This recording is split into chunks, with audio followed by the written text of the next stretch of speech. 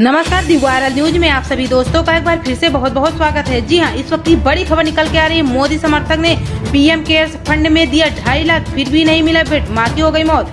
जी हां, PM cares fund पर विपक्ष लगातार सवाल उठाता ही रहा है। पीएम केयर्स फंड एक बार फिर सवालों के घेरे में है, लेकिन इस बार सवाल विपक्ष के किसी नेता ने नहीं बल्कि एक मोदी समर्थक ने लगाया है। गुजरात के अहमदाबाद के रहने वाले विजय पारिक नाम के एक मोदी समर्थक ने पीएम केयर्स फंड में 2.5 लाख रुपए दान किए थे।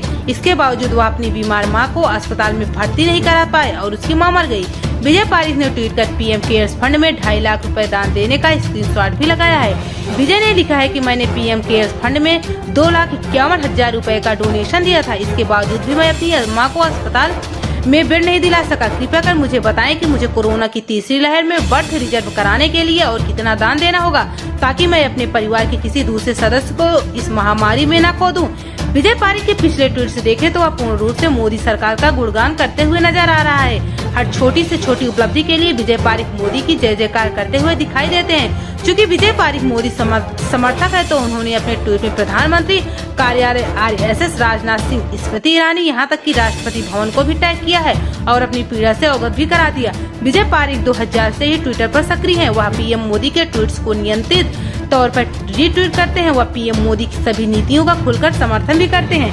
विजय पारिक ने नोटबंदी पर पीएम मोदी का जमकर समर्थन भी किया था। एक ऐसा व्यक्ति जो तन मन और धन से मोदी की भक्ति करता हो, उसकी मां अगर इलाज के अभाव में मर जाए तो निश्चित तौर पर उसे पीड़ा ही होगी, और इस पीड़ा को विजय पारिक ने ट्वीट के जरिए सार्वजनिक किया है। इसके बाद एक बार फिर से पीएम केयर्स फंड पर सवाल उठने लगे हैं। हालांकि राहुल गांधी समेत कई विपक्षी नेता लगातार पीएम केयर्स फंड पर सवालों की बौछार करते रहे हैं। कई लोग तो यहां तक आरोप लगाते हैं कि पीएम केयर्स फंड में दान में मिले पैसे का भाजपा चुनाव में अपने प्रचार पर खर्च करती है। दिलचस्प बात तो ये है कि पीएम केयर्स फंड सूचना के अधिकार के दायरे में नहीं आता, यानी कि अगर कोई भी सामान्य नागरिक पीएम केयर्स फंड पर सवाल नहीं पूछ सकता तो उसका हिसाब। जी हाँ, हम चलते हैं अगली खबर की तरफ। हम आपको बता दें कि यूपी के सीएम योगी आदित्यनाथ कल गोड्डा की यात्रा पर थे। यहाँ पर उन्होंने कोविड कमांड सेंटर का निरीक्षण भी किया था और इसके बाद पत्रकारों से बात भी की थी। सीएम का पत्रकारों से बात करना कोई नई बात नहीं थी, लेकिन आश्चर्यजनक तो यह था कि सीएम सिर्फ अपनी बात करते रहे और पत्रकार उनकी बात सुनते रहे। इसी बीच एक पत्रकार उनसे कोई सवाल पूछना चाहता था, लेकिन सीएम महोदय उसकी बात अनसुना कर आगे बढ़ गए। पत्रकार महाराज जी करते रहे, लेकिन योगी नहीं रुके और आगे बढ़ गए।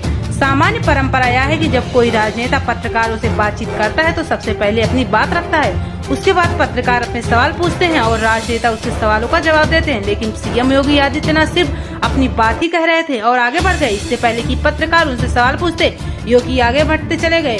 पत्रकार लगातार महाराज जी करते रहे और एक सवाल का जवाब देने की मांग करते रहे, लेकिन महाराज जी नहीं रुके। महाराज जी ने पत्रकार की बात को अनसुना कर दिया और ऐसा व्यवहार कर आगे बढ़ गए जैसे कि उन्होंने कुछ सुना ही नहीं। हालांकि सीएम योगी आदित्यनाथ ने इस व्यवहार पर आम आदमी पार्टी के राज्यसभा सांसद और यूपी प्रभारी संजय सिंह ने ट्वीट के जरिए करारा हमला जवाब दिया है और संजय सिंह ने रीट्वीट करके कहा है कि सब ठीक है, बस महाराज जी सिर्फ सुनाते हैं, सुनते नहीं हैं। जी हम आपको बता दें कि दरअसल पत्रकार यूपी की स्वास्थ्य व्यवस्था से जुड़े मुद्दों पर कोई सवाल पूछना चाह रहे थे, लेकिन योगी सवाल सुनना नहीं चाह रही थी।